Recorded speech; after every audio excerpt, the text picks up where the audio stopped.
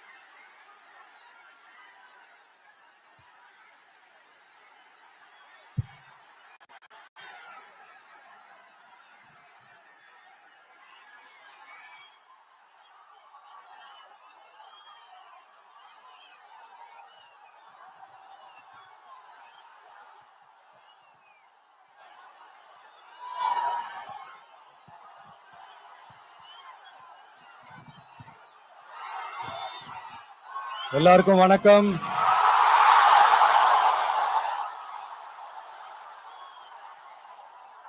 எல்லாரும் எப்படி இருக்கீங்க? சாப்பிட்டீங்களா?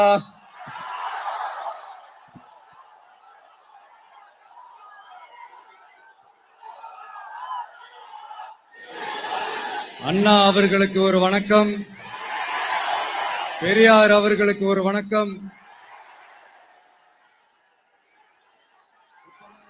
இப்ப நான் எந்த மண்ணில் நின்னுட்டு இருக்கிறேன் தெரியுமா? ஒரு ஆண்டவர் அன்போட நெல்லுக்கடை மாரியம்மன் அன்னை வேளாங்கண்ணி ஆசியோட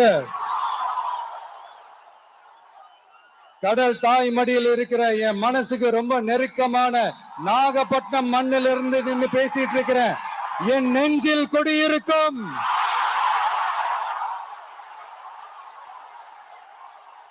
உங்கள் அனைவருக்கும்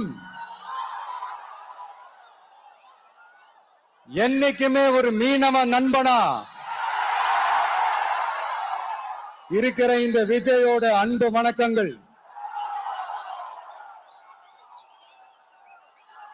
இந்த கப்பல் இருந்து வந்து இறங்குற இந்த பொருட்களை எல்லாம் விற்கிறதுக்காக அந்த காலத்துல அந்தி கடையெல்லாம் நாகப்பட்டினத்துல இருக்கும்னு கேள்விப்பட்டிருக்கிறேன். மீன் பிடிக்கிற தொழில், மத்த தொழில்கள், இந்த விவசாயம், எந்த பக்கம் திரும்பினாலும் எப்படி பார்த்தாலும் உழைக்கிற மக்கள் இருக்கிற ஊர் தான் நம்ம நாகப்பட்டினம் ஊரு. மத வேறுபாடே இல்லாத, அனைவருக்கும் பிடித்து போன, மத சார்பின்மைக்கு எடுத்துக்காட்டாக வாழ்ற உங்கள் அனைவருக்கும் மீண்டும் என்னுடைய சிரம் தாழ்ந்த ஸ்பெஷல் வணக்கங்கள். இந்த தமிழ்நாட்டில் இந்த மீன் ஏற்றுமதியில 2வது இடத்துல இருக்கிறது நம்ம நாகப்பட்டினம் ஹார்பர் தான். ஆனா அங்க நவீன வசதிகளோட இந்த மீன் பதப்படுத்துற இந்த மாடர்ன் தொழிற்சாலைகள்லாம் இல்ல. அது மட்டும் இல்ல, இந்த அடிப்படை வசதிகள் கொண்ட இந்த வீடுகள்லாம் இல்லாம ரொம்ப அதிகமா இந்த குடிசை பகுதிகள் இருக்கிற ஊரும் நம்ம நாகப்பட்டினம் ஊரு தான்.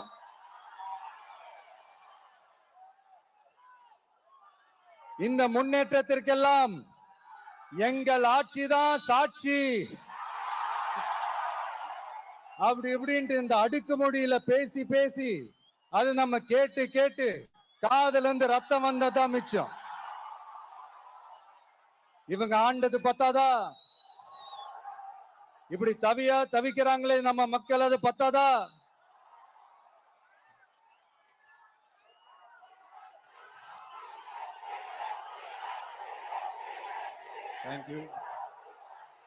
தேங்க்யூ. இந்த இலங்கை கடற்படையால நம்ம மீனவர்கள் தாக்கப்படுறதையும் அதுக்கான காரணத்தை பத்தியும் அதுக்கான தீர்வை பத்தியும் நான் மதுரை மாநாட்டிலே நான் பேசியிருந்தேன். அது ஒரு தப்பா? மீனவர்களுக்காக குரல் கொடுக்கிறதும் அவங்களோட நிக்கிறதும் நம்மளுடைய கடமை, நம்மளுடைய உரிமை. நான் என்ன இன்னைக்கு நேத்தாங்க அவங்களுக்காக குரல் கொடுக்கிறேன். இதே நாகப்பட்டினத்துல 14 வருஷத்துக்கு முன்னாடி 2011ல February 22nd இதே நம்ம மீனவர்கள் தாக்கப்பட்டதை கண்டிச்சு ஒரு பொதுக்கூட்டம் ஒண்ணு நடத்தணும் இல்லையா? இந்த விஜய் களத்துக்கு வர்றது ஒண்ணு புதுசு இல்ல கண்ணா.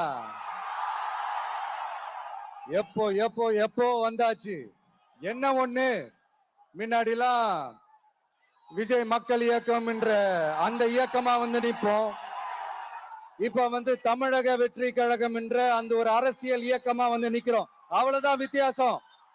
அன்னைக்கும் சரி, இன்னைக்கும் சரி, இனிமேலும் சரி, மக்களுக்காக மக்களோட நிக்கிறது தான். இது புரிய வேண்டியவங்களுக்கு புரிஞ்சா சரி.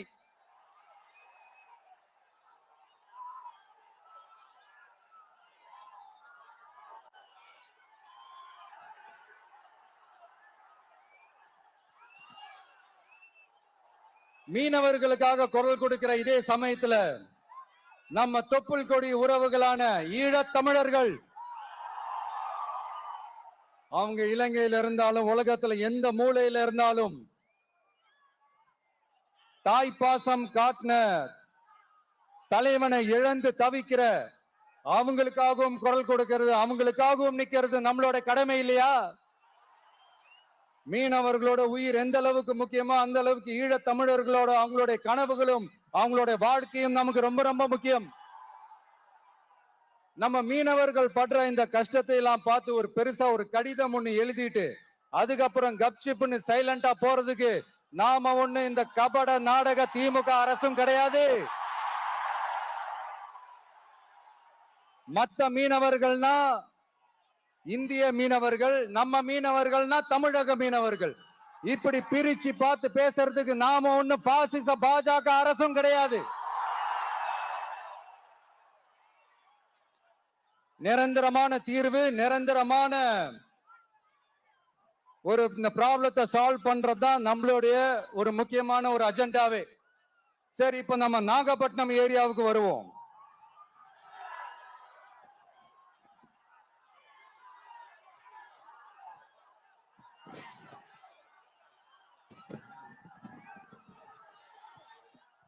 இங்க இருக்கிற மண் வளத்தை பாதிக்கிற இறால் பண்ணைகளை முறைப்படுத்தணும். அப்பதான் மீனவர்களோட வாழ்வாதாரமும் விவசாயிகளோட வாழ்க்கையும் பாதிக்காம இருக்கும். கடலோர கிராமங்கள்ல மீன் அரிப்புல இருந்து பாதுகாக்கிற அலையாத்தி காடுகளை அழிக்கிறத பத்தி தடுத்து நிறுத்தி அதுக்கு ஒரு வழி பண்ண வேண்டிய அரசாங்கத்துக்கு இதை விட ஒரு முக்கியமான ஒரு வேலை ஒண்ணு இருக்கு. அது என்ன தெரியுமா? சொந்த குடும்பத்தோட வளர்ச்சியும் சொந்த குடும்பத்தோட சுயநலமும் தான் அந்த முக்கியமான வேலை. இங்க இருக்கிற மக்களுக்கு குடிக்க தண்ணி இல்லாம தவிக்கிறாங்க. அதுக்கு தீர்வா காவிரி தண்ணியை கொண்டு வரலாம், மக்களோட தாகத்தை தீர்க்க. கொண்டு வந்தாங்களா? இவ்வளவு பாரம்பரிய கடல் சார்ந்த ஊர்ல ஒரு கவர்மெண்ட் மெரைன் காலேஜ் ஒண்ணு கொண்டு வரலாம். கொண்டு வந்தாங்களா? மீன் சம்பந்தமான எந்த தொழிற்சாலையும் அமைக்கல. அமைச்சாங்களா? அட்லீஸ்ட் நிறைய பேருக்கு வேலை வாய்ப்பு கிடைக்கிற மாதிரி தொழில் வளர்த்தியாவது பெருக்கலாம். அதையாவது செஞ்சாங்களா? ஆனா ஒவ்வொரு டைமும் வெளிநாட்டுக்கு டூர் போயிட்டு வர்றப்பெல்லாம் அத்தனை கோடி முதலீடு, இத்தனை கோடி முதலீடுன்னு சிஎம் அவர்கள் சிரிச்சுக்கிட்டே சொல்லுவாரு. சிஎம் சார், மனசை தொட்டு சொல்லுங்க, வெளிநாட்டு முதலீடா இல்ல வெளிநாட்டுல முதலீடா? ஒட்டுமொத்த தமிழ்நாட்டுக்கும் முதலீடா இல்ல உங்க குடும்பத்தோட முதலீடு வெளிநாட்டுக்கு போகுதா? வேளாங்கண்ணி, நாகூர், கோடியக்கரைன்னு இங்க இருக்கிற டூரிஸ்ட் பிளேஸ் எல்லாம் கொஞ்சம் நல்லா டெவலப் பண்ணலாம். பண்ண என்ன குறைஞ்சா போயிடுவீங்க? வேதாரண்யம் பகுதியில் உப்பு ஏற்றுமதி செய்யறதுக்கு வசதியை செஞ்சு கொடுக்கலாம். செஞ்சாங்களா? நாகூர் ஆண்டவர் அரசு மருத்துவமனையில பிரசவம் பார்க்கிற டாக்டரே இல்லையா? நாகப்பட்டினம் புது பஸ் ஸ்டாண்டையாவது சுத்தமா சுகாதாரமா வச்சுக்கிறாங்களா? நாகப்பட்டினம் ரயில்வே ஸ்டேஷன் வேலைகளை சீக்கிரமா முடிச்சு வைக்கலாம், அதையாவது செஞ்சாங்களா? இங்க ஏற்கனவே இருந்த ஸ்டீல் ரோலிங் மில்லையும் ரயில் பெட்டி தயாரிக்கிற தொழிற்சாலை மூடிட்டாங்க. அத மறுபடியும் திறந்தா நிறைய பேருக்கு வேலை வாய்ப்புகள் கிடைக்கும். ஏன் அதை பத்தி யோசிக்கல? மேலக்கோட்டை வாசல் NH மேம்பாலம் கட்டி 50 வருஷம் ஆச்சு. அது சரியா மேம்படுத்தலாம், அதை செஞ்சாங்களா? Thanjavur to Nagapattinam NH road வேலை பல வருஷமா நடக்குது, இன்னும் முடிச்ச பாடே காணும். அதை வேகப்படுத்தி முடிச்சிருக்கலாம், அதையாவது செஞ்சாங்களா? ரொம்ப முக்கியமா நெல்லு மூட்டையெல்லாம் மழை காலத்துல வெள்ளத்துல நனைஞ்சு நம்ம விவசாயிங்க எவ்வளவு வேதனைப்படுறாங்க. அதுக்கு சரியான ஒரு குடவுன் கட்டி தரலாம், அதையாவது கட்டி தந்தாங்களா? எலெக்ஷனுக்கு முன்னாடி திமுக காரங்க வந்து செய்வோம் செய்வோம் செய்வோம் செய்வோம்னு சொன்னாங்களே, செஞ்சாங்களா? இதெல்லாம் எதுவுமே செய்யாம எல்லாத்தையும் செஞ்ச மாதிரியே அதையும் பெரியமையா வேற சொல்லுவாங்க இவங்க. நான் வந்து போன வாரம் திருச்சிக்கும் அரியலூர் மாவட்டத்துக்கும் போய் நம்ம மக்களை சந்திக்க போயிருந்தேன். அப்போ பெரம்பலூரும் போக வேண்டியது. அங்க சில ரூல்ஸ் அண்ட் ரெகுலேஷன்ஸ், ஒரு கட்டத்துக்கு அப்புறம் இந்த பஸ்ஸே மூவ் ஆகல. அதுக்கப்புறம் அதை தாண்டி ஒரு டைமுக்கு மேல பேசுறது, சரி அதெல்லாம் விடுங்க. இந்த நேரத்துல பெரம்பலூர் பகுதி மக்களுக்கு நான் மன்னிப்பு கேட்டுக்கிறேன். சீக்கிரமாவே உங்களை தேடி நான் வருவேன் ஃபார் ஷுர். நம்ம வந்து இந்த டூர் பிளான், இந்த ஷெட்யூல் போட்டதுக்கு அப்புறம் அது என்னப்பா சனிக்கிழமை சனிக்கிழமை சனிக்கிழமை அப்படின்னு ஒண்ணு ஸ்டார்ட் ஆச்சு. அது ஒண்ணு இல்ல, உங்க எல்லாரையும் வந்து பார்க்கும்போது உங்களுக்கு எந்த விதமான டிஸ்டர்பன்ஸும் இருந்துடக்கூடாது. முக்கியமா உங்களோட வேலைகளுக்கு எந்த விதமான டிஸ்டர்பன்ஸும் இருந்துடக்கூடாது அப்படின்ற ஒரே காரணத்துக்காக தான் இப்படி வீக்கெண்டா பார்த்து இப்படி இந்த பிளானை ஷெட்யூல் பண்ணோம். லீவு நாட்கள்ல ஓய்வு நாட்கள்ல வரணும்ன்றதா அந்த எண்ணமே. அது மட்டும் இல்ல, அரசியல்ல சில பேருக்கு நம்ம ஓய்வும் கொடுக்கணும் இல்லையா? அதனாலதான் இந்த ஓய்வு நாட்களா பார்த்து இப்படி செலக்ட் பண்ணோம். சரி, இப்ப நம்ம மக்களை சந்திக்கிறதுக்கு, நம்ம சொந்தங்களை சந்திக்கிறதுக்கு எத்தனை கட்டுப்பாடுங்க. அந்த இடத்துல பர்மிஷன் இல்ல, இந்த இடத்துல பர்மிஷன் இல்ல. ஆனா அதுக்கான காரணங்கள்லாம் நீங்க கேட்டீங்கன்னா சொத்தையான காரணமா இருக்கும். அங்க பேசக்கூடாது, இங்க பேசக்கூடாது, 5 நிமிஷம் தான் பேசணும், 10 நிமிஷம் தான் பேசணும். நான் பேசுறதே 3 நிமிஷம் தான். அதுலயும் அது பேசக்கூடாது, இதை பேசக்கூடாதுன்னு சொன்னா அப்புறம் நான் எதை தயா பேசுறது? அரியலூர்ல போனப்போ நான் கரெக்டா அந்த ஊருக்கு போறதுக்கு முன்னாடி ஒரு அந்த ஏரியாலேயே அந்த பவர் கட்டு. அப்புறம் நான் திருச்சிக்கு போய் நான் பேச ஆரம்பிச்சதுக்கு அப்புறம் அந்த ஸ்பீக்கருக்கு போற அந்த வயரு கட்டு. இல்ல, நான் தெரியாம தான் கேக்குறேன் சிஎம் சார்.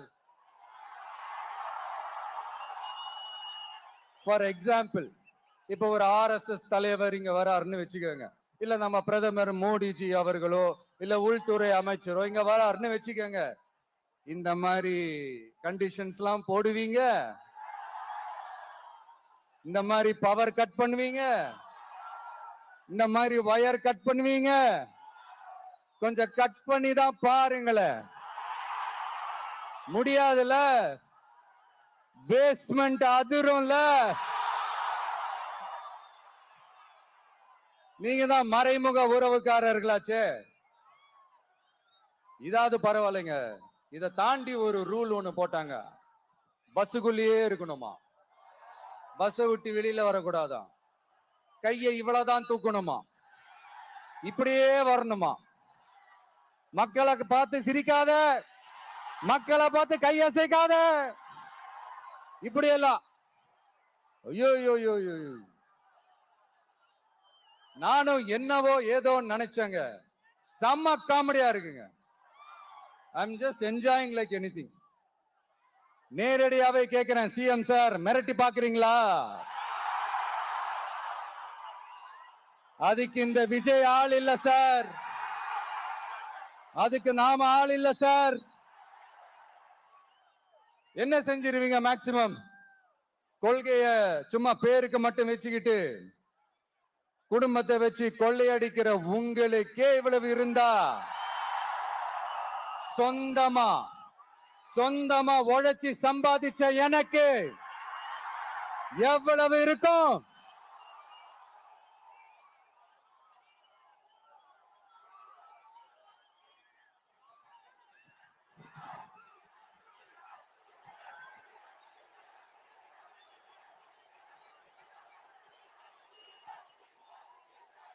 தேங்க்யூ நண்பா. என்ன நாங்க பெருசா கேட்டுட்டோம்? மக்கள் நிம்மதியா ஃப்ரீயா நின்னு பாக்குறதுக்கு ஒரு இடம், அதை நாங்க தேர்வு செஞ்சு அதுக்கு பர்மிஷன் கேட்கிறோம். ஆனா நீங்க என்ன பண்றீங்க? அந்த இடத்தையெல்லாம் விட்டுட்டு நெருக்கடியோட, மக்கள் நெருக்கடியோட எங்கெல்லாம் நிப்பாங்களோ அந்த இடமா பார்த்து செலக்ட் பண்ணி தெரியுங்க. உங்க எண்ணம் தான் என்ன சார்? நான் அவங்கள பார்க்க கூடாது, அவங்களோட பேசக்கூடாது, அவங்க குறைகளை கேட்க கூடாது, அவங்களுக்காக குரல் கொடுக்க கூடாது, என்னதான் சார் உங்க எண்ணம்? சரிங்க சார், ஒரு அரசியல் தலைவன் அப்படின்றதெல்லாம் மறந்துருங்க. ஒரு சாதாரண ஒரு தமிழ்நாட்டு மண்ணோட ஒரு மகனா, ஒரு நம்ம தமிழ் மக்களுடைய ஒரு சொந்தக்காரனா, என் மக்களை, என் குடும்பத்தை, என் சொந்தங்களை நான் பார்க்க போனா என்ன பண்ணுவீங்க? அப்பவும் தடை போடுவீங்களா? வேணாம் சார். இந்த அடுக்குமுறை, இந்த அராஜக அரசியல்லாம் வேணாம் சார். நாம ஒண்ணு இங்க தனியால் இல்லைங்க சார், மாபெரும் மக்கள் சக்தியோட பிரதிநிதிங்க சார், மாபெரும் பெண்கள் சக்தியோட சகோதரன் சார், மாபெரும் இளைஞர் இயக்கமா இருக்கிறோம் சார். மறுபடியும் சொல்றேன், 2026 ரெண்டு பேருக்கு நடுவுல தான் போட்டியே. ஒண்ணு இன்னொன்னு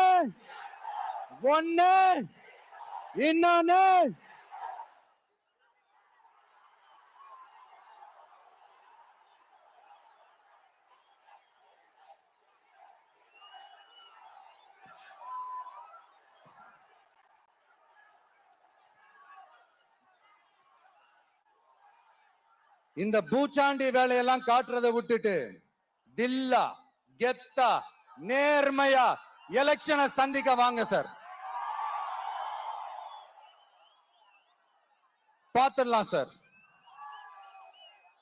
கொள்கைய பேருக்கு மட்டும் வச்சுக்கிட்டு குடும்பத்தை வச்சு தமிழ்நாட்டை கொள்ளையடிக்கிற நீங்களா, இல்ல தமிழ்நாட்டில் இருக்கிற ஒவ்வொரு வீட்டுக்குள்ளேயும் ஒருத்தனா இருக்கிற நானா, இந்த விஜயா? பாத்துடலாம் சார். இனிமேலும் இந்த தடைகள்லாம் போட்டீங்கன்னா நான் நேரடியா மக்கள்கிட்டயே பர்மிஷன் கேட்டுருவேன். மக்களே நீங்க சொல்லுங்க, நான் உங்களை பார்க்க வரக்கூடாதா? நான் உங்களோட பேசக்கூடாதா? உங்க குறைகளை நான் கேட்க கூடாதா? உங்களுக்காக நான் குரல் கொடுக்க கூடாதா? இப்படி நமக்கு தடையா போடுறாங்களே, இந்த திமுக அரசு மறுபடியும் ஆட்சிக்கு வரணுமா? உங்க நல்லதுக்காக நம்ம உங்க டிவிக்கு ஆட்சி அமையணுமா? சத்தமா சத்தமா கேட்டுச்சா மை டியர்? ஏன்பா, நான் தான் அப்பவே சொன்னல, அவருக்கு ஆசையா பாசமா கூப்பிட்டா பிடிக்க மாட்டேங்குது. ஏன்பா மறுபடியும்? கேட்டுச்சா சிஎம் சார்?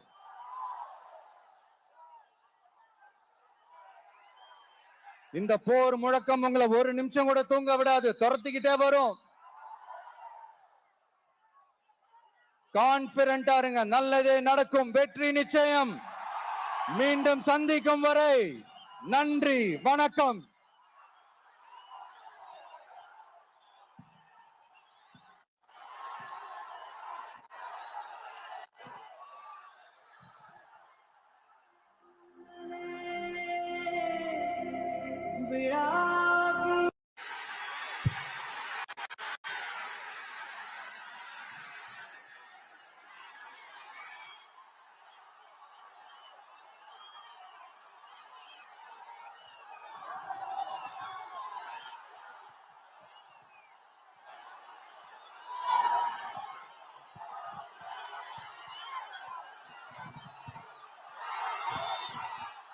எல்லாருக்கும் வணக்கம்.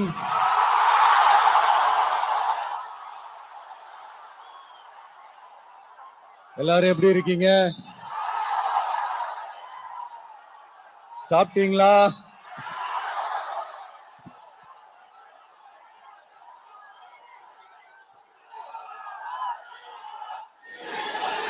அண்ணா அவர்களுக்கு ஒரு வணக்கம். பெரியார் அவர்களுக்கு ஒரு வணக்கம். இப்ப நான் எந்த மண்ணில் நின்னுட்டு இருக்கிறேன் தெரியுமா? ஒரு ஆண்டவர் அன்போட நெல்லுக்கடை மாரியம்மன் அன்னை வேளாங்கண்ணி ஆசியோட கடல் தாய் மடியில் இருக்கிற என் மனசுக்கு ரொம்ப நெருக்கமான நாகப்பட்டினம் மண்ணில் இருந்து நின்று பேசிட்டு இருக்கிறேன். என் நெஞ்சில் குடியிருக்கும்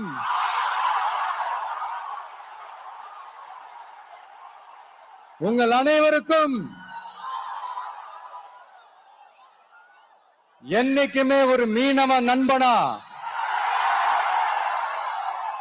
இருக்கிற இந்த விஜயோட அன்பு வணக்கங்கள்.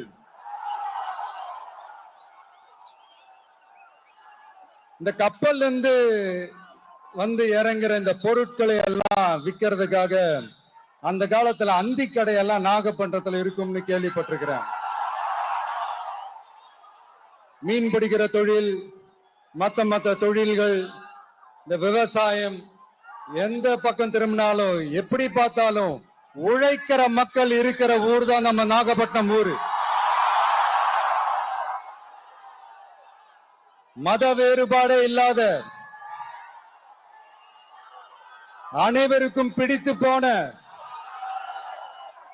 மத சார்பின்மைக்கு எடுத்துக்காட்டாக வாழ்ற உங்கள் அனைவருக்கும் மீண்டும் என்னுடைய சிரம் தாழ்ந்த ஸ்பெஷல் வணக்கங்கள்.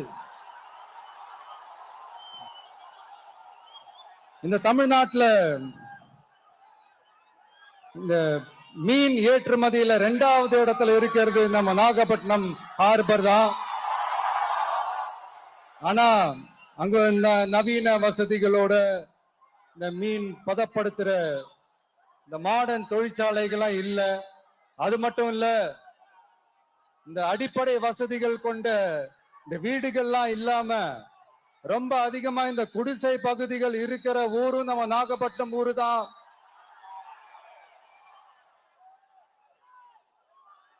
இந்த முன்னேற்றத்திற்கெல்லாம் எங்கள் ஆட்சிதான் சாட்சி.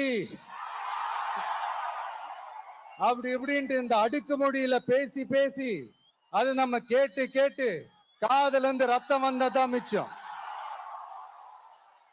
இவங்க ஆண்டது பத்தாதா? இப்படி தவிக்கிறாங்களே நம்ம மக்கள், அது பத்தாதா?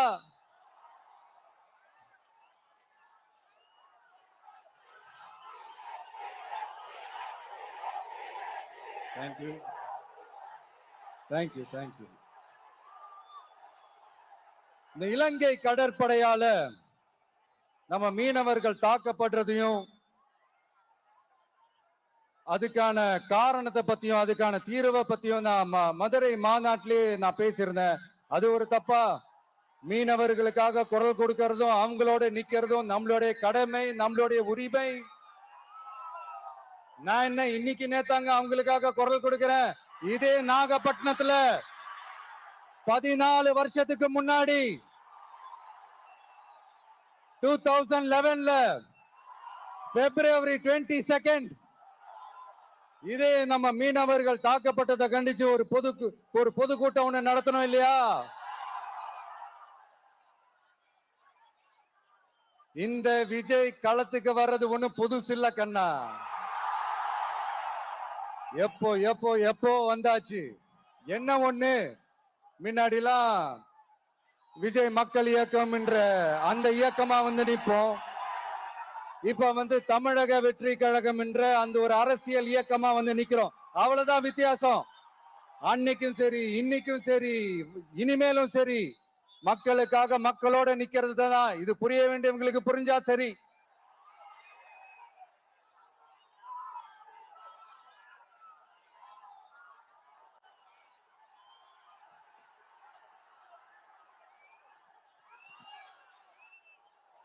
மீனவர்களுக்காக குரல் கொடுக்கிற இதே சமயத்துல நம்ம தொப்புள் கொடி உறவுகளான ஈழத் தமிழர்கள்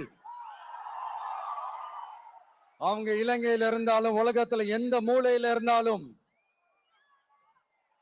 தாய்ப்பாசம் காட்டின தலைவனை இழந்து தவிக்கிற அவங்களுக்காகவும் குரல் கொடுக்கிறது, அவங்களுக்காகவும் நிக்கிறது நம்மளோட கடமை இல்லையா?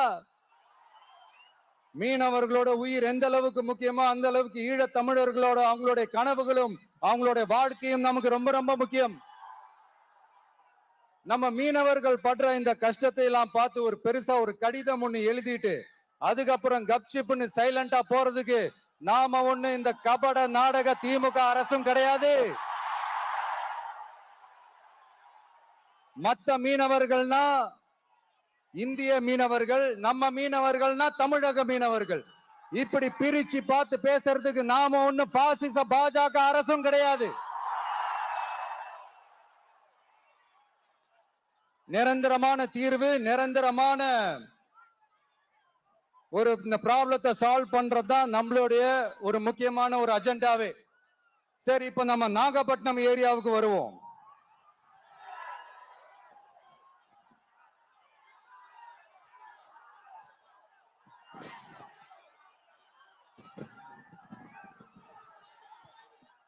இங்க இருக்கிற மண் வளத்தை பாதிக்கிற இறால் பண்ணைகளை முறைப்படுத்தணும். அப்பதான் மீனவர்களோட வாழ்வாதாரமும் விவசாயிகளோட வாழ்க்கையும் பாதிக்காம இருக்கும்.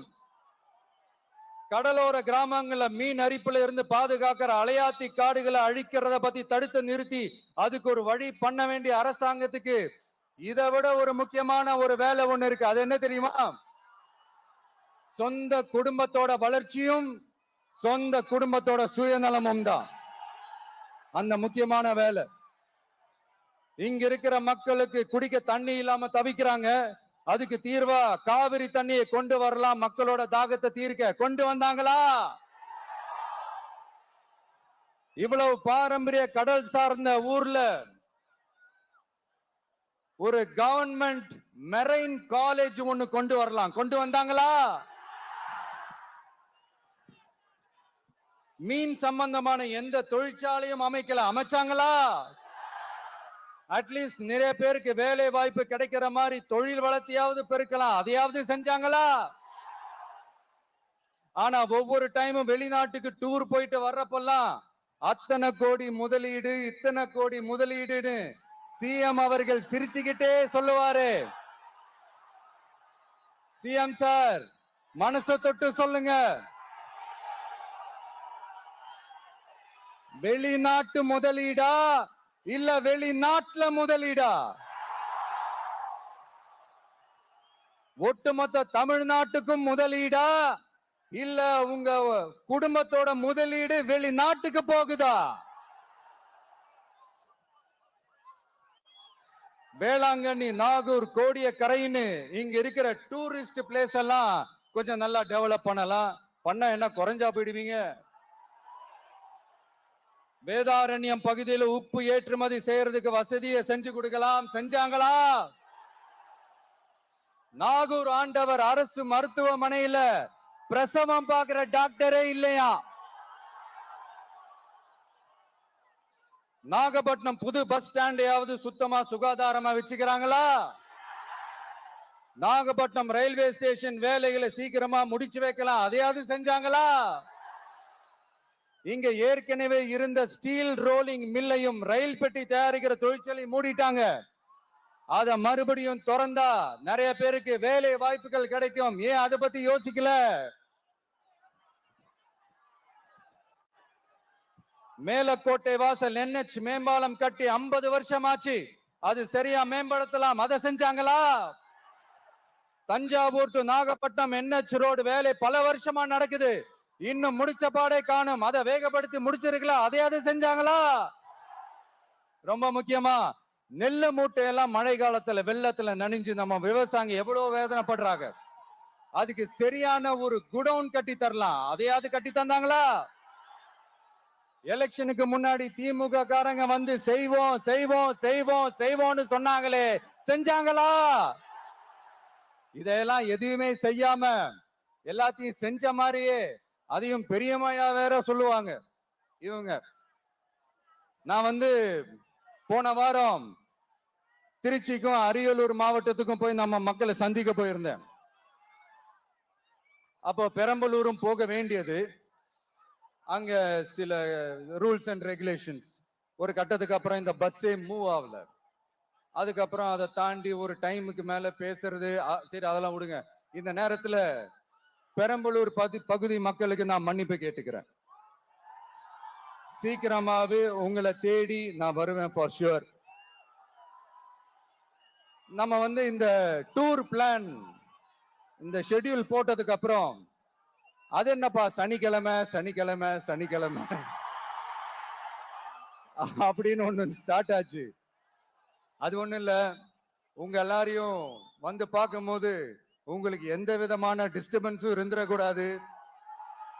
முக்கியமா உங்களோட வேலைகளுக்கு எந்த விதமான டிஸ்டர்பன்ஸும் இருந்துடக்கூடாது அப்படின்ற ஒரே காரணத்துக்காக தான் இப்படி வீக்கெண்டா பார்த்து இப்படி இந்த பிளானை ஷெட்யூல் பண்ணோம். லீவு நாட்கள்ல, ஓய்வு நாட்கள்ல வரணும்ன்றதான் அந்த எண்ணமே. அது மட்டும் இல்ல, அரசியல்ல சில பேருக்கு நம்ம ஓய்வும் கொடுக்கணும் இல்லையா? அதனாலதான் இந்த ஓய்வு நாட்களா பார்த்து இப்படி செலக்ட் பண்ணோம். சரி, இப்ப நம்ம மக்களை சந்திக்கிறதுக்கு, நம்ம சொந்தங்களை சந்திக்கிறதுக்கு எத்தனை கட்டுப்பாடுங்க. அந்த இடத்துல பர்மிஷன் இல்ல, இந்த இடத்துல பர்மிஷன் இல்ல. ஆனா அதுக்கான காரணங்கள்லாம் நீங்க கேட்டீங்கன்னா சொத்தையான காரணமா இருக்கும். அங்க பேசக்கூடாது, இங்க பேசக்கூடாது, 5 நிமிஷம் தான் பேசணும், 10 நிமிஷம் தான் பேசணும். நான் பேசுறதே 3 நிமிஷம் தான். அதுலயும் அது பேசக்கூடாது, இதை பேசக்கூடாதுன்னு சொன்னா அப்புறம் தான் எதை தான் பேசுறது. அரியலூர்ல போனப்போ நான் கரெக்டா அந்த ஊருக்கு போறதுக்கு முன்னாடி அந்த ஏரியாலேயே அந்த பவர் கட்டு. அப்புறம் நான் திருச்சிக்கு போய் நான் பேச ஆரம்பிச்சதுக்கு அப்புறம் அந்த ஸ்பீக்கருக்கு போற அந்த வயரு கட்டு. இல்ல, நான் தெரியாம தான் கேக்குறேன் சிஎம் சார். ஃபார் எக்ஸாம்பிள், இப்ப ஒரு RSS தலைவர் இங்க வராருன்னு வச்சுக்கோங்க, இல்ல நம்ம பிரதமர் மோடிஜி அவர்களோ இல்ல உள்துறை அமைச்சரோ இங்க வராருன்னு வச்சுக்கோங்க. இந்த மாதிரி கண்டிஷன்ஸ் எல்லாம் போடுவீங்க,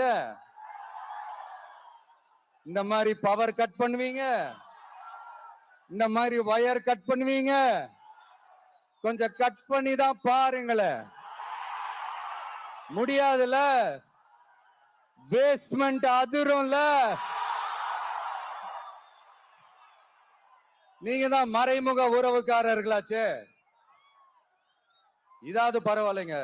இதை தாண்டி ஒரு ரூல் ஒண்ணு போட்டாங்க, பஸ்ஸுக்குள்ளேயே இருக்கணுமா, பஸ்ஸை விட்டு வெளியில வரக்கூடாதான், கையை இவ்வளவுதான் தூக்கணுமா, இப்படியே வரணுமா, மக்களை பார்த்து சிரிக்காத, மக்களை பார்த்து கையசைக்காத, இப்படி எல்லாம்.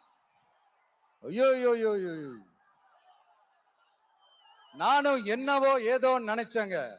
செம்ம காமெடியா இருக்குங்க. I'm just enjoying like anything. நேரடியாவே கேட்கிறேன், சிஎம் சார் மிரட்டி பாக்குறீங்களா?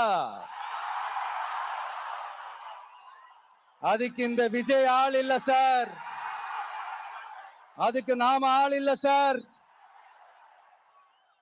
என்ன செஞ்சிருவீங்க? மேக்சிமம் கொள்கைய சும்மா பேருக்கு மட்டும் வச்சுக்கிட்டு குடும்பத்தை வச்சு கொள்ளையடிக்கிற உங்களுக்கே இவ்வளவு இருந்தா, சொந்தமா உழைச்சி சம்பாதிச்ச எனக்கு எவ்வளவு இருக்கும்?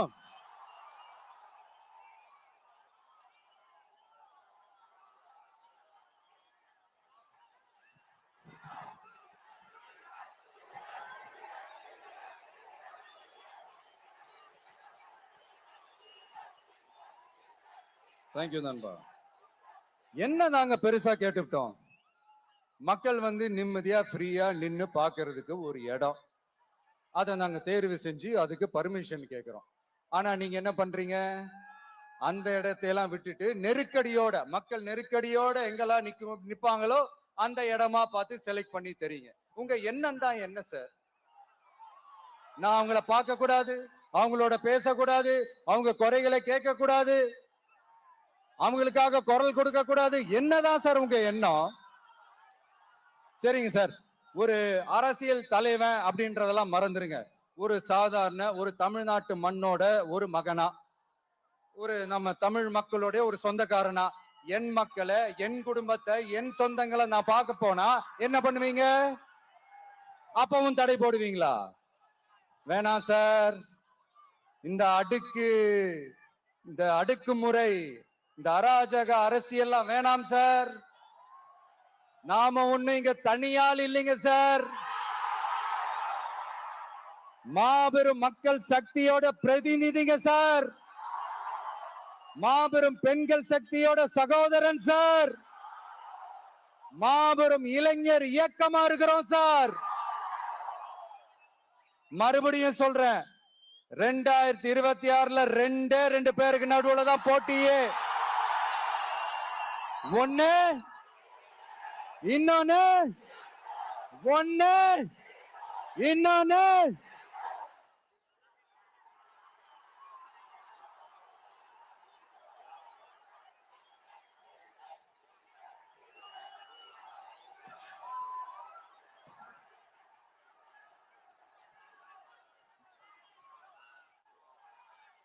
இந்த பூச்சாண்டி வேலையெல்லாம் காட்டுறதை விட்டுட்டு தில்லா கெத்தா நேர்மையா எலெக்ஷனை சந்திக்க வாங்க சார். பாத்துடலாம் சார். கொள்கைய பேருக்கு மட்டும் வச்சுக்கிட்டு குடும்பத்தை வச்சு தமிழ்நாட்டை கொள்ளையடிக்கிற நீங்களா, இல்ல தமிழ்நாட்டில் இருக்கிற ஒவ்வொரு வீட்டுக்குள்ளேயும் ஒருத்தனா இருக்கிற நானா, இந்த விஜயா? பாத்துடலாம் சார். இனிமேலும் இந்த தடைகள்லாம் போட்டீங்கன்னா நான் நேரடியா மக்கள்கிட்டயே பர்மிஷன் கேட்டுருவேன். மக்களே நீங்க சொல்லுங்க, நான் உங்களை பார்க்க வரக்கூடாதா? நான் உங்களோட பேசக்கூடாதா? உங்க குறைகளை நான் கேட்க கூடாதா? உங்களுக்காக நான் குரல் கொடுக்க கூடாதா? இப்படி நமக்கு தடையா போடுறாங்களே இந்த திமுக அரசு மறுபடியும் ஆட்சிக்கு வரணுமா? உங்க நல்லதுக்காக நம்ம உங்க டிவிக்கு ஆட்சி அமையணுமா? சத்தமா சத்தமா கேட்டுச்சா மை டியர்? ஏன்பா, நான் தான் அப்பவே சொன்னல, அவருக்கு ஆசையா பாசமா கூப்பிட்டா பிடிக்க மாட்டேங்குது. ஏன்பா மறுபடியும்? கேட்டுச்சா சிஎம் சார்?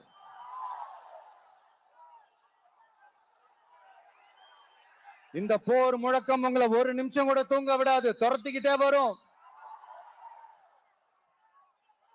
கான்பிடண்டா இருங்க, நல்லதே நடக்கும், வெற்றி நிச்சயம். மீண்டும் சந்திக்கும் வரை நன்றி, வணக்கம்.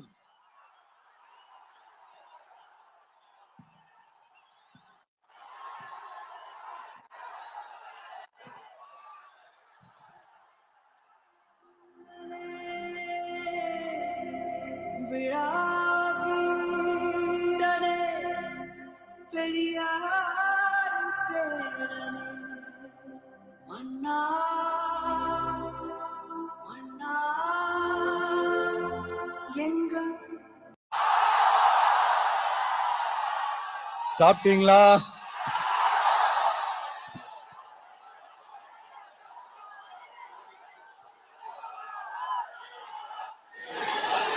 அண்ணா அவர்களுக்கு ஒரு வணக்கம், பெரியார் அவர்களுக்கு ஒரு வணக்கம். இப்ப நான் எந்த மண்ணில் நின்னுட்டு இருக்கிறேன் தெரியுமா? ஒரு ஆண்டவர் அன்போட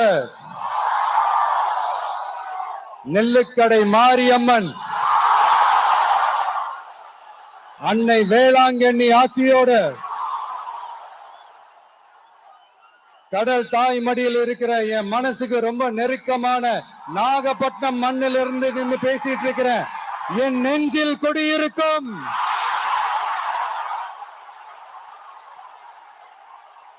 உங்கள் அனைவருக்கும்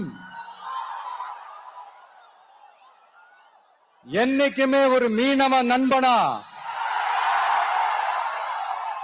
இருக்கிற இந்த விஜயோட அன்பு வணக்கங்கள். இந்த கப்பல் இருந்து வந்து இறங்குற இந்த பொருட்களை எல்லாம் விற்கிறதுக்காக அந்த காலத்துல அந்தி கடையெல்லாம் நாகப்பட்டினத்துல இருக்கும்னு கேள்விப்பட்டிருக்கிறேன். மீன் பிடிக்கிற தொழில், மத்த தொழில்கள், இந்த விவசாயம், எந்த பக்கம் திரும்பினாலும் எப்படி பார்த்தாலும் உழைக்கிற மக்கள் இருக்கிற ஊர் தான் நம்ம நாகப்பட்டினம் ஊரு. மத வேறுபாடே இல்லாத, அனைவருக்கும் பிடித்து போன, மத சார்பின்மைக்கு எடுத்துக்காட்டாக வாழ்ற உங்கள் அனைவருக்கும் மீண்டும் என்னுடைய சிரம் தாழ்ந்த ஸ்பெஷல் வணக்கங்கள். இந்த தமிழ்நாட்டில் இந்த மீன் ஏற்றுமதியில 2வது இடத்துல இருக்கிறது நம்ம நாகப்பட்டினம் ஹார்பர் தான். ஆனா அங்க நவீன வசதிகளோட இந்த மீன் பதப்படுத்துற இந்த மாடர்ன் தொழிற்சாலைகள்லாம் இல்ல. அது மட்டும் இல்ல, இந்த அடிப்படை வசதிகள் கொண்ட இந்த வீடுகள்லாம் இல்லாம ரொம்ப அதிகமா இந்த குடிசை பகுதிகள் இருக்கிற ஊரும் நம்ம நாகப்பட்டினம் ஊரு தான்.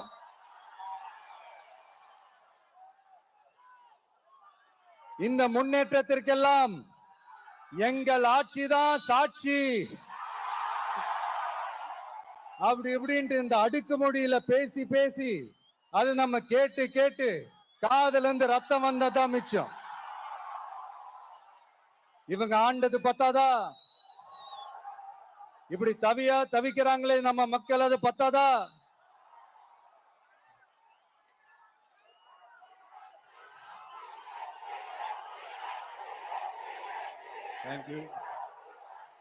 தேங்க்யூ.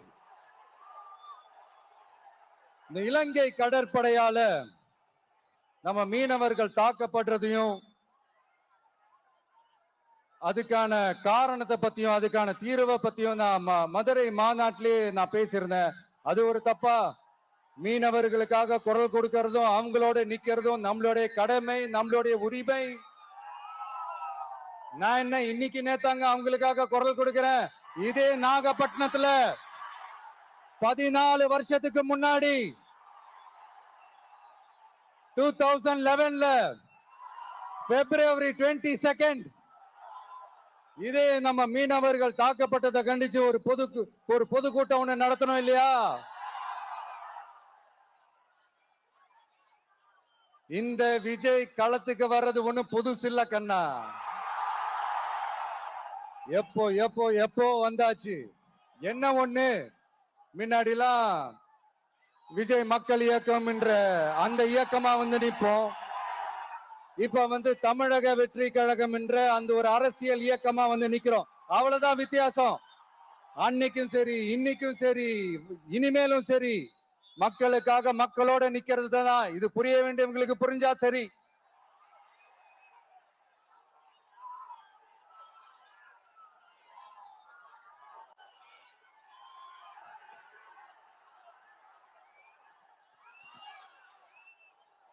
மீனவர்களுக்காக குரல் கொடுக்கிற இதே சமயத்துல நம்ம தொப்புள் கொடி உறவுகளான ஈழத் தமிழர்கள்,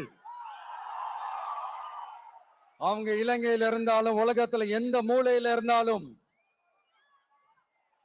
தாய்ப்பாசம் காட்டின தலைவனை இழந்து தவிக்கிற அவங்களுக்காகவும் குரல் கொடுக்கிறது, அவங்களுக்காகவும் நிக்கிறது நம்மளோட கடமை இல்லையா?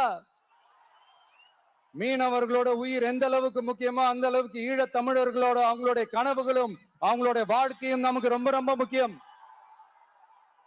நம்ம மீனவர்கள் படுற இந்த கஷ்டத்தை எல்லாம் பார்த்து ஒரு பெருசா ஒரு கடிதம் ஒண்ணு எழுதிட்டு அதுக்கப்புறம் கப்சிப்னு சைலண்டா போறதுக்கு நாம ஒண்ணு இந்த கபட நாடக திமுக அரசும் கிடையாது. மத்த மீனவர்கள்னா இந்திய மீனவர்கள், நம்ம மீனவர்கள்னா தமிழக மீனவர்கள். இப்படி பிரிச்சு பார்த்து பேசுறதுக்கு நாம ஒண்ணு பாசிச பாஜக அரசும் கிடையாது. நிரந்தரமான தீர்வு, நிரந்தரமான ஒரு இந்த ப்ராப்ளத்தை சால்வ் பண்றதுதான் நம்மளுடைய ஒரு முக்கியமான ஒரு அஜெண்டாவே. சரி, இப்ப நம்ம நாகப்பட்டினம் ஏரியாவுக்கு வருவோம்.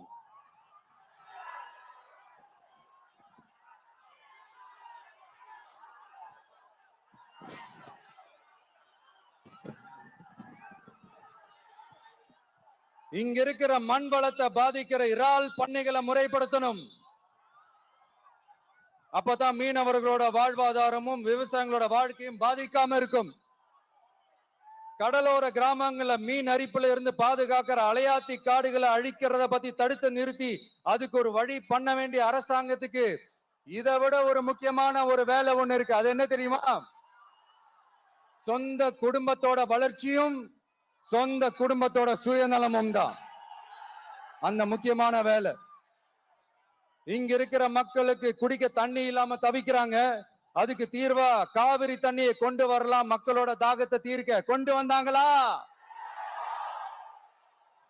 இவ்வளவு பாரம்பரிய கடல் சார்ந்த ஊர்ல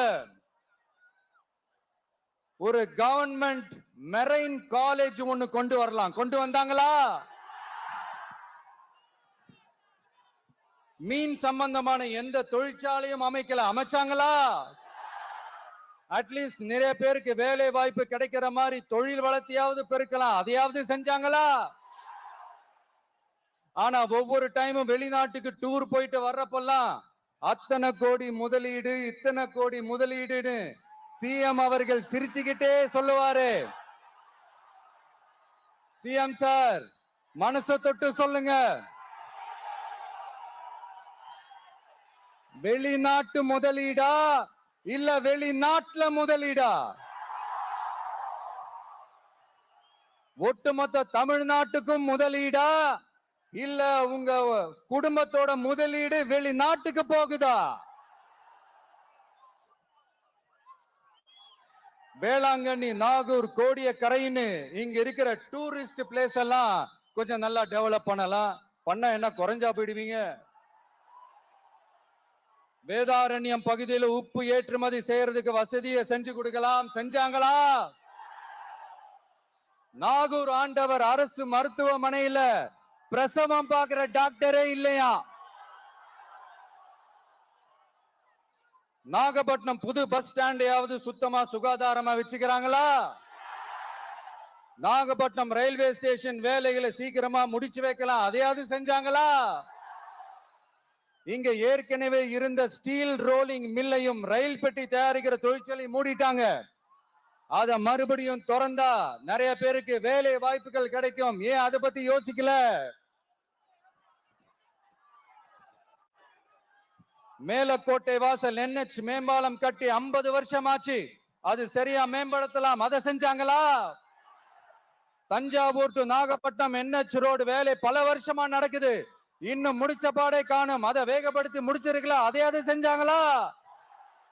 ரொம்ப முக்கியமா நெல்லு மூட்டையெல்லாம் மழை காலத்துல வெள்ளத்துல நனைஞ்சு நம்ம விவசாயிங்க எவ்வளவு வேதனைப்படுறாங்க.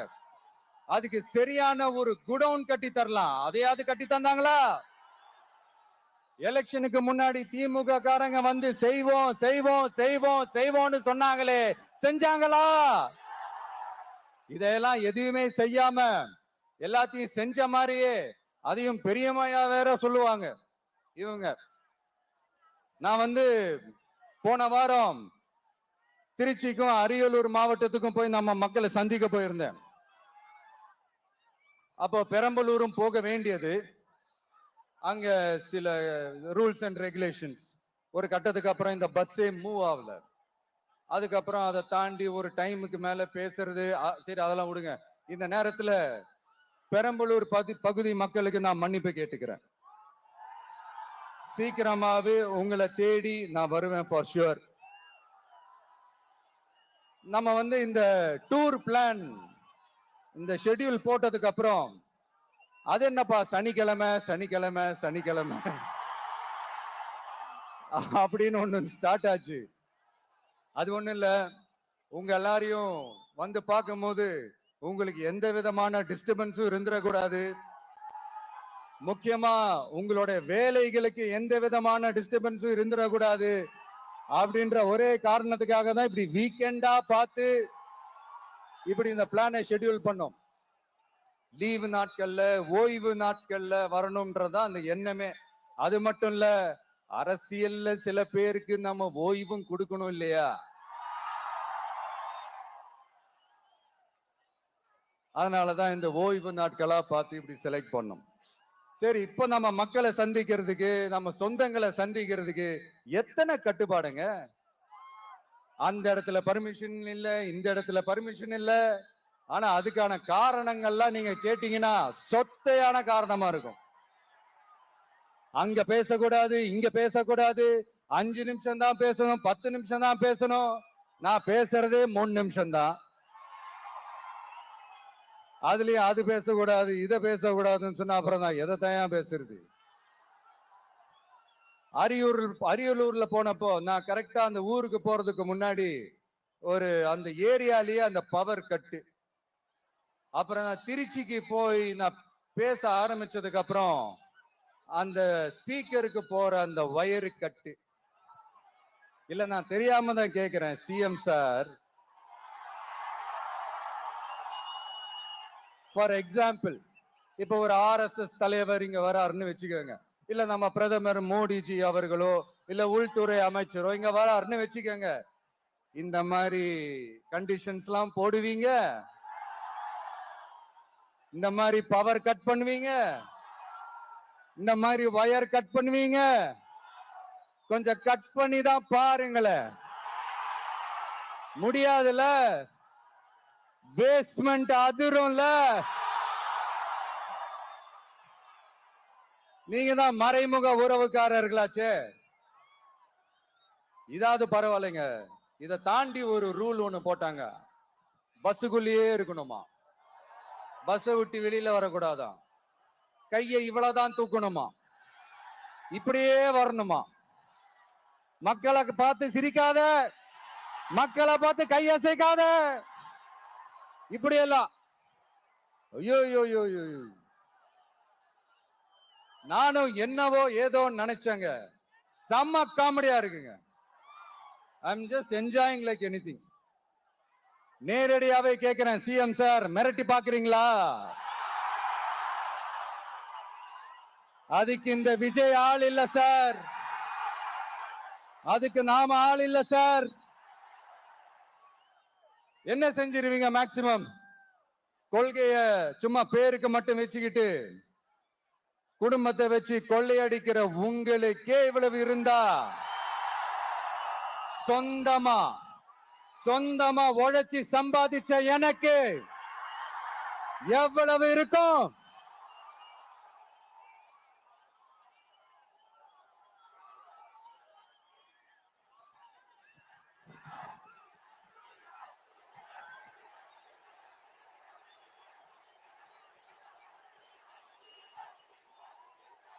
தேங்க்யூ நண்பா. என்ன நாங்க பெருசா கேட்டுட்டோம்? மக்கள் நிம்மதியா ஃப்ரீயா நின்னு பாக்குறதுக்கு ஒரு இடம், அதை நாங்க தேர்வு செஞ்சு அதுக்கு பர்மிஷன் கேட்கிறோம். ஆனா நீங்க என்ன பண்றீங்க? அந்த இடத்தையெல்லாம் விட்டுட்டு நெருக்கடியோட, மக்கள் நெருக்கடியோட எங்கெல்லாம் நிப்பாங்களோ அந்த இடமா பார்த்து செலக்ட் பண்ணி தெரியுங்க. உங்க எண்ணம் தான் என்ன சார்? நான் அவங்கள பார்க்க கூடாது, அவங்களோட பேசக்கூடாது, அவங்க குறைகளை கேட்க கூடாது, அவங்களுக்காக குரல் கொடுக்க கூடாது, என்னதான் சார் உங்க எண்ணம்? சரிங்க சார், ஒரு அரசியல் தலைவன் அப்படின்றதெல்லாம் மறந்துருங்க. ஒரு சாதாரண ஒரு தமிழ்நாட்டு மண்ணோட ஒரு மகனா, ஒரு நம்ம தமிழ் மக்களுடைய ஒரு சொந்தக்காரனா, என் மக்களை, என் குடும்பத்தை, என் சொந்தங்களை நான் பார்க்க போனா என்ன பண்ணுவீங்க? அப்பவும் தடை போடுவீங்களா? வேணாம் சார். இந்த அடுக்குமுறை, இந்த அராஜக அரசியல்லாம் வேணாம் சார். நாம ஒண்ணு இங்க தனியால் இல்லைங்க சார், மாபெரும் மக்கள் சக்தியோட பிரதிநிதிங்க சார், மாபெரும் பெண்கள் சக்தியோட சகோதரன் சார், மாபெரும் இளைஞர் இயக்கமா இருக்கிறோம் சார். மறுபடியும் சொல்றேன், 2026ல ரெண்டு பேருக்கு நடுவுல தான் போட்டியே. ஒண்ணு இன்னொன்னு ஒண்ணு இன்னொன்னு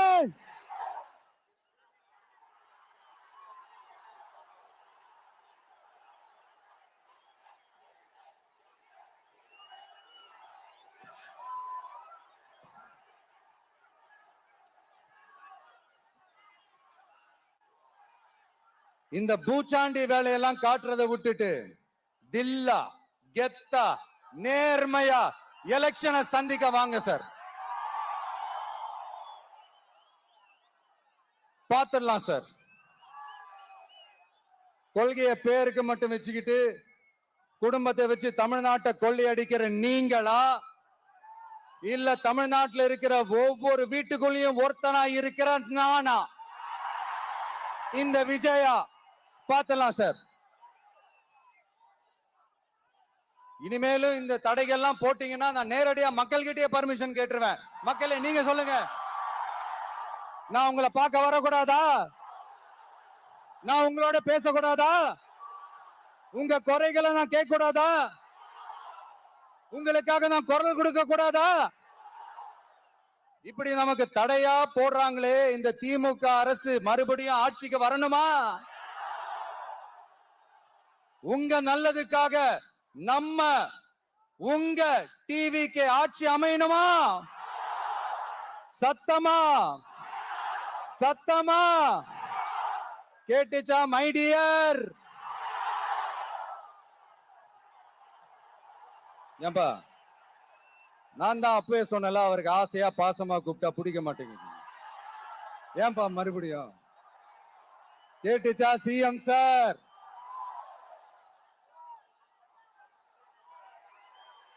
இந்த போர் முழக்கம் உங்களை ஒரு நிமிஷம் கூட தூங்க விடாது, துரத்திக்கிட்டே வரும். கான்பிடண்டா இருங்க, நல்லதே நடக்கும், வெற்றி நிச்சயம். மீண்டும் சந்திக்கும் வரை நன்றி, வணக்கம்.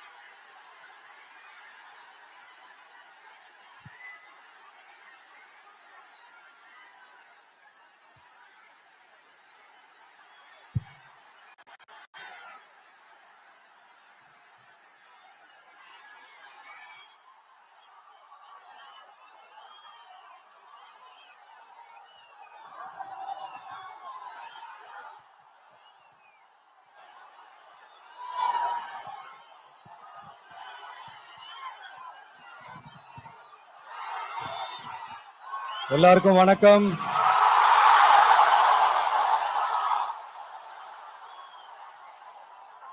எல்லாரும் எப்படி இருக்கீங்க? சாப்பிட்டீங்களா?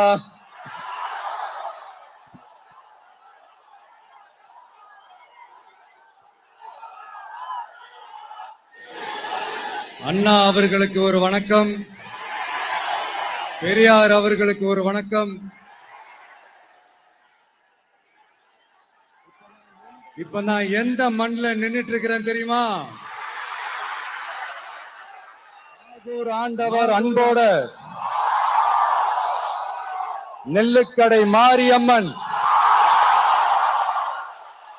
அன்னை வேளாங்கண்ணி ஆசியோட கடல் தாய் மடியில் இருக்கிற என் மனசுக்கு ரொம்ப நெருக்கமான நாகப்பட்டினம் மண்ணில் இருந்து நின்று பேசிட்டு இருக்கிறேன். என் நெஞ்சில் குடியிருக்கும்